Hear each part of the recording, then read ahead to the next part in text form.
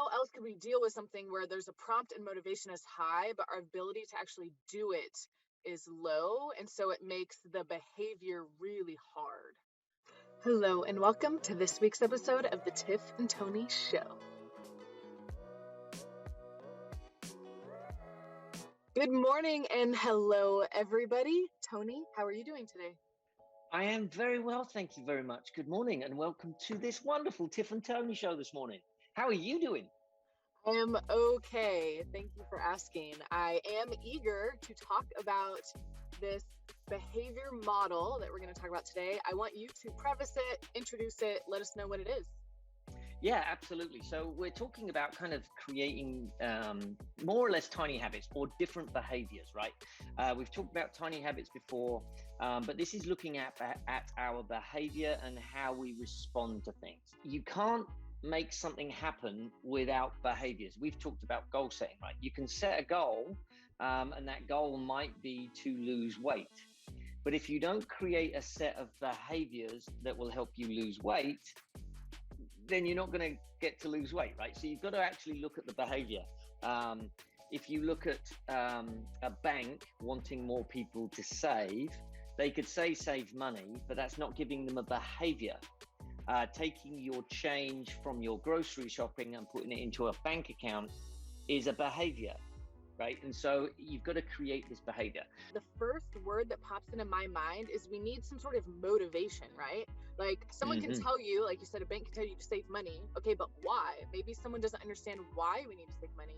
So we need a motivation. And I think you're going to get to that. And then there's another sort of thing at play here. Yeah, so I'm actually going to talk about this wonderful Fogg Behavior Model. This is the author of Tiny Habits. And he's done the research on this that shows you that behavior happens above that green action line. But you can see there's a prompt there. On the left side of that graph is our motivation. So if our motivation is high, we're likely to do the behavior. And at the bottom line, if our ability is there, then if it's easy for us to do, then we're likely to do that behavior. But it's got to hit a prompt. And so what happens within the saving, for instance, it's easy to put my change into a bank account. My motivation might be low because I don't care about saving for the future. So I could walk into the bank account, which is a prompt, but me putting money into my bank account to save won't happen because my motivation is low. And we could look at it on the reverse of that. I could have high motivation to save, but I might have to jump through 3 hoops before I can actually put money into my bank account. And so then again, it's not going to happen. So it's kind of like the Goldilocks and the three brown bears, right? Goldilocks walks into the room and she tastes the first porridge and it's too hot. She tastes the second porridge and it's too cold. And she tastes the third porridge and it's just right. We've got to find that balance of it being just right. So we've got to have enough motivation, make it easy enough for us to do, and then introduce a prompt to make that behavior more apparent in our life. So any questions about what I just showed you on the screen there? So maybe help us understand by giving us another example. So an example of maybe a goal that someone might have, maybe that could lead them towards success, and some sort of external prompt that would happen. So then we can kind of understand the motivation and the ability a little bit more.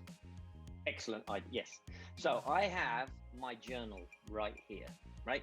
And my journal sits on my desk. I wanted to create a habit of writing on a daily basis. My motivation was high. I really wanted to do this because I know the benefits of it. The ability was high because it was really easy to do. I made it easy to do because I put the journal on my desk. And then the prompt was me actually sitting at my desk. So every time I sat at my desk, I would open my journal. And that's it. Right? And then the writing habit would happen. So the prompt is something that you do on a regular basis. Could be cleaning your teeth in the morning. It could be making a cup of tea. It could be making lunch. I've got another thing that I do is I want a clean kitchen. I really want a clean kitchen. And so my prompt is me walking into the kitchen. The behavior is actually putting things away. And so it's just another little thing that I do. The prompt is something that I already do. So the prompt is important. The prompt is important because it triggers the brain into taking action. Motivation is a really hard one to work with, because if I just relied on motivation to get things done, some days I would get a lot of things done because we're motivated, we've got a lot of energy, things are going well. Other days, we have problems with our computer. We can't log on to a computer. We say that because that's an inside joke right now. And we're just having issues at home. We have a fight. I'm tired. So my motivation is low. And now I could have the prompt could still be there, but I'm not going to get it done. So then if I've got the prompt, I don't want to focus too much on the motivation because that's finicky and sometimes high and sometimes low. But the ability is something that I can make sure that I work on. My writing prompt was, the journal is on my desk. So I make it really, really easy. The ability is right there. Going back to the saving idea, I could put a penny jar on my desk. And so every time I come into the door, I empty my coins and put them in the savings jar. And then when that's full, I can then take it to the bank account. We focus on the ability because the ability line is the easiest to control. And then we can also control the prompts that we do, because they're things that happen in our life anyway. A red light is a prompt, right? It tells us to stop. A green light is a prompt. It tells us to go. So I have one final question before we wrap up, and it's something that I feel like I would maybe, and I already am questioning this, if I was a listener. What if there's something we really want to do, there's already a prompt, but we're not good at whatever this thing is? Maybe, for example, I want to become a better snowboarder, but, motivation's super high. Prompt is there by the fact that I may live close to a good snowboarding area this winter, but I don't really have the tools to learn how to do this thing. So, one avenue is, well, you practice until you get better. However, what would some other brainstorming resources be? What if I can't afford a coach? Or so, like, how else could we deal with something where there's a prompt and motivation is high, but our ability to actually do it is low, and so it makes the behavior really hard? Yeah, that's a really good question. I can actually bring that into my own life with my mountain biking. I wanted to be a better mountain biking, couldn't afford a coach, couldn't go out every day, was afraid of coming down some of those big rides.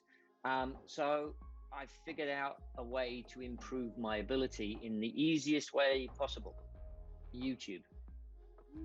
So I would just watch YouTube videos on tips and tricks on how to corner better or whatever it was. So I'd take some time to learn, and then I would take my bike out and do some easy cornering until I got that much better. So you can always find ways to work on the ability somehow, right? There are always avenues to make the ability easier.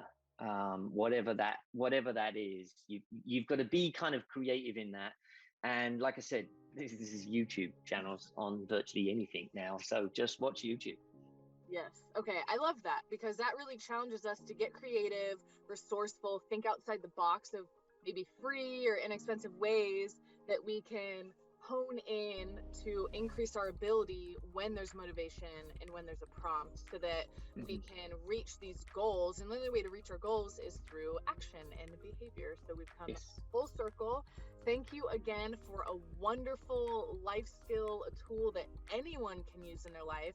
And so I thank you. Thanks for hanging out with me today. And I hope everyone has a good week. Excellent. Thank you very much. Thank you so much for joining Tony and me in this week's episode of the Tiff and Tony Show. We hope you feel encouraged and motivated to keep growing with us. If you like what we do here at Pure Game, one of the best ways you can support us is by liking and sharing this video with your friends on social media. You can also subscribe to our YouTube channel using the button directly below this video on YouTube, and you can donate at our website, www.thepuregame.org. And with that, we'll see you right back here next week.